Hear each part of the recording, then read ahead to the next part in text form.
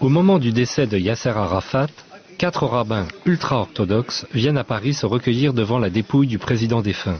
Leurs paroles, politiquement très incorrectes, ne trouvant aucun lieu pour s'exprimer, Dieudonné, au nom de la liberté d'expression, leur propose son théâtre pour une conférence de presse. Alors ceci n'est pas un sketch, hein, pas confondre. Quelques rares journalistes y assistent, pas un article n'a été publié. Nous avons le plaisir d'accueillir ici 4 rabbins extraordinaires qui représentent le mouvement Naturei Carta, les protecteurs de la cité, qui sont radicalement antisionistes et qui ont tout de suite accepté l'invitation de venir ici dans le théâtre de Dieudonné parce qu'ils savent que dans le monde entier, on essaye d'empêcher les gens de réfléchir et d'agir selon leur intuition, leur bonté, leur qualité spirituelle, en les accablant sous les accusations d'antisémitisme. Donc même sans connaître Dieudonné, ils étaient persuadés que c'était une accusation infondée. Et donc je pense qu'il y a beaucoup d'échanges qui peuvent avoir lieu entre toutes les sensibilités tellement variées que nous représentons. Étant donné la raison de ma présence parmi vous, je pense qu'avant d'aborder les sujets que je vais traiter,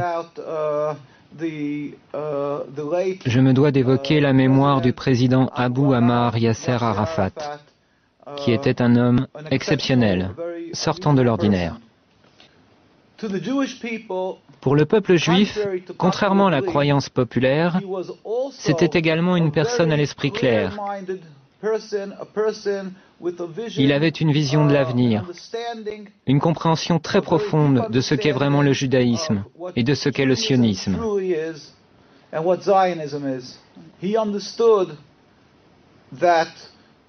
Il avait compris que le judaïsme est une sainte religion, plurimillénaire. Et il n'avait absolument aucune forme d'animosité, d'une quelconque façon, à l'encontre du judaïsme ou du peuple juif. Au contraire, il savait que le sionisme est très différent. C'est ce que j'expliquerai brièvement. Les sionistes, bien entendu, le dépeignirent sous les traits d'un antisémite, comme ils le font de n'importe qui, en Europe ou ailleurs dans le monde, qui tenterait de se dresser contre l'État criminel d'Israël et contre les agissements criminels qui émanent de l'État d'Israël. Ils affirment de manière automatique que cet opposant est antisémite, afin d'étouffer son opposition en la faisant passer pour une lutte contre Dieu. Ils donnent à croire que toute personne qui s'oppose au sionisme et à Israël serait quelqu'un qui blasphémerait la Bible et nourrirait de la haine envers les Juifs. Maintenant, je vais vous expliquer brièvement ce qu'est le sionisme. Comme je vous l'ai dit, le judaïsme est une religion plurimillénaire. Elle remonte aux patriarches Abraham, Isaac et Jacob. Le sionisme est à peine centenaire, créé par Theodor Herzl et ses amis, des gens totalement athées, des gens qui étaient totalement étrangers à la religion, qui détestaient la religion. D'après la croyance juive, depuis la destruction du Temple il y a près de 2000 ans, c'est-à-dire depuis l'exil du peuple juif, Dieu a fait jurer au peuple juif de ne point tenter de retourner en masse sur la terre d'Israël.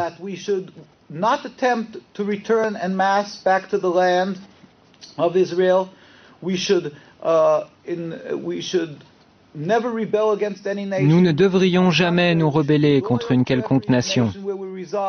Et nous ne devrions jamais rien tenter afin de mettre un terme au décret exilique émanant de Dieu. Seul Dieu, sans la moindre intervention humaine, peut mettre un terme à cet exil. Et Dieu est très compatissant.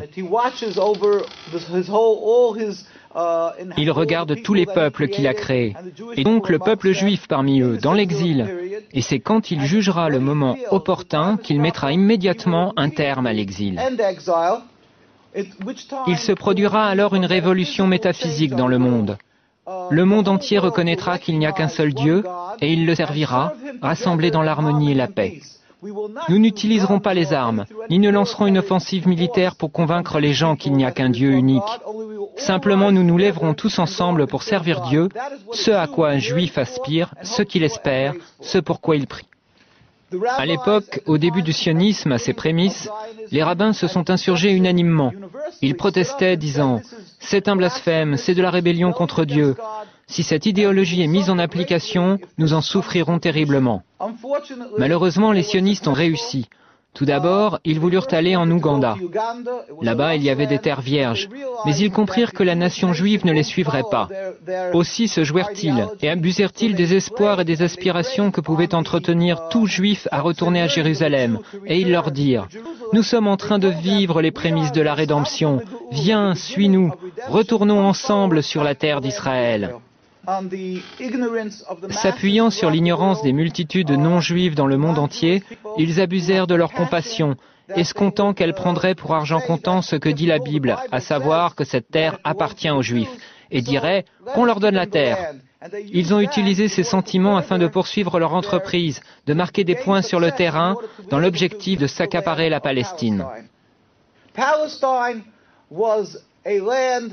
La Palestine était un pays peuplé d'êtres humains, les Palestiniens, c'est-à-dire les Arabes habitant cette contrée, ainsi que des Juifs orthodoxes qui craignent Dieu. Et tous dirent comme un seul homme, « Nous ne voulons pas d'un État d'Israël, nous ne voulons pas de ça. » Et étant donné que les sionistes ont usurpé la terre, qu'ils sont allés en Palestine et qu'ils l'ont volée au peuple palestinien, ils ont soumis ce peuple par la force des armes, puis ils l'ont expulsé. C'est là une seconde grande tragédie, une transgression, une rébellion contre Dieu, un agissement criminel contre Dieu. Et tous les rabbins étaient contre ces exactions. Ils étaient ulcérés, révoltés par ce que ces juifs non religieux avaient fait. Je terminerai par ceci. Je tiens à dire simplement que les sionistes, bien loin d'être les protecteurs des juifs et les garants d'un havre de sécurité pour eux, sont en réalité les principaux responsables de l'antisémitisme dans l'ensemble du monde. Là où l'antisémitisme n'existe pas, les sionistes le fabriquent. Ils sont les principaux responsables des dissensions et de la haine envers les Juifs dans le monde entier. Nous prions, nous demandons à tout le monde de prier pour la liberté de la Palestine et pour la venue du jour où la gloire de Dieu sera révélée au monde entier et où nous pourrons tous le servir dans la paix et l'harmonie dans un futur proche. Amen.